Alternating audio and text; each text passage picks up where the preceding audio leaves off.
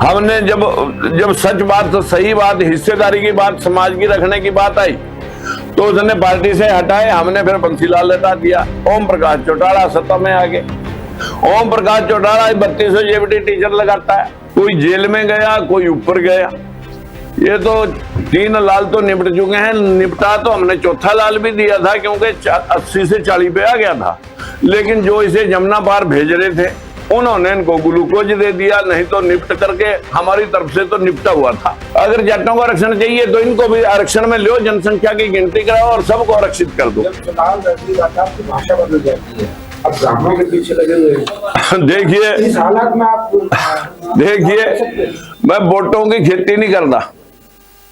वोटों की खेती करने वाले लोग आज भी दलाली कर रहे हैं सरकारों की, पार्टियों की। मैंने बंसीलाल के समय में 5 भर्तियों के बाद विरोध किया, पार्टी से निकाले। हमने जब सच बात, सही बात, हिस्सेदारी की बात, समाज की रखने की बात आई तो उसने पार्टी से हटाए, हमने फिर बंसीलाल हटा दिया। ओम प्रकाश चौटाला सत्ता में आ गए। ओम प्रकाश चौटाला 3200 जेबीटी टीचर लगाता है।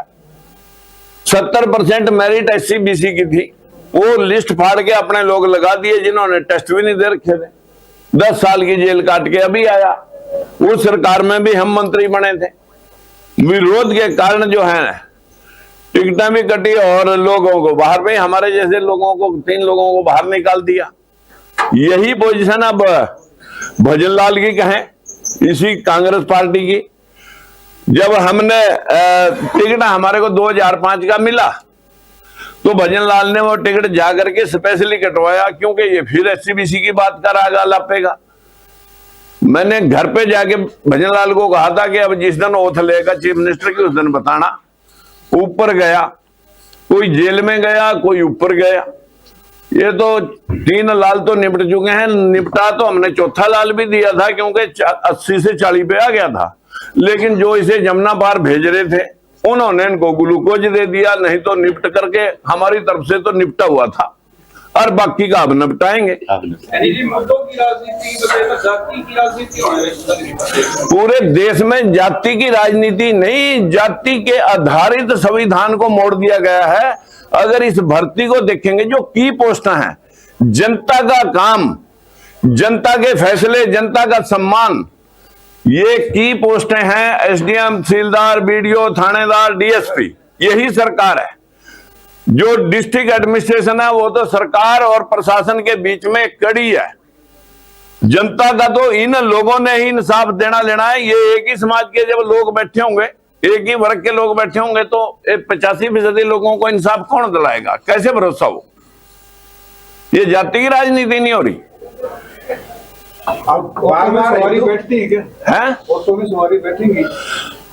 ऑटो में सवारियां मैं आपको एक दिन ऐसा दिखा दूंगा काशीराम जी की तरह कि ये लोग सड़क के ऊपर खड़े रह जाएंगे और दोनों हाथों से पीटेंगे कि काश हमने जनता के साथ ये बेईमाना ना किया होता। इतना कह सकते हैं कि समय लगता है। बीजेपी को भी कांग्रेस को डिगाने के लिए 40 साल लगे। अभी हमारी पार्टी तो 6 साल की है। हम कह रहे थे जिस दिन कि भाई अगर रिजर्वेशन देनी है तो क्यों ना जनसंख्या अनुपात में 100% आरक्षण कर दिया जाए। और एक मुद्दा था, यही एक मुद्दा था हमारा, 100% आरक्षण। आज यही बात कांग्रेस वाले कह रहे कि हम जनसंख्या अनुपात में जातिगत जनगणना करा के देंगे। क्यों भाई? आज आपके पास 4 स्टेटों में सरकार है, दे दो। 4 स्टेटों में हमारे पास आज सरकार है। अगर आपने जातिगत जनगणना करानी है, जातिगत जनगणना के हिसाब से टिकटें बांट दो। कांग्रेस वाले टिकटें बांटे, हमें पता लग जाएगा। हमारा ये मुद्दा सबसे ऊपर है, जातिगत जनगणना हो और जनसंख्या अनुपात में 100% आरक्षण हो। हमने कहा ब्राह्मण बनिए ठाकुर का विरोध किया।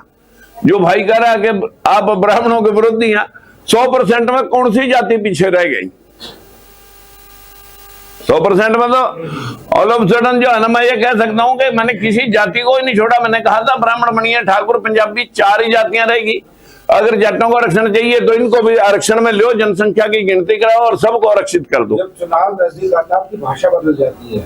वरना आप और आपके साथी जहर उगलने में कोई कसर नहीं छोड़ते। इसका प्रमाण आपके साथ लोगों को वो जहर लगता है जो हम अपने लोगों के लिए हिस्सेदारी की बात करते हैं। आटा गूंदी हिल्दी क्यों, बस यही पंजाबी की जो कहावत है, जिसको हम सच बताते हैं लोग उसे जहर बताते हैं। आज बताया ना, ये जहर उगल रहा है आप लोगों के लिए, तो ये जहर नजर आ रहा।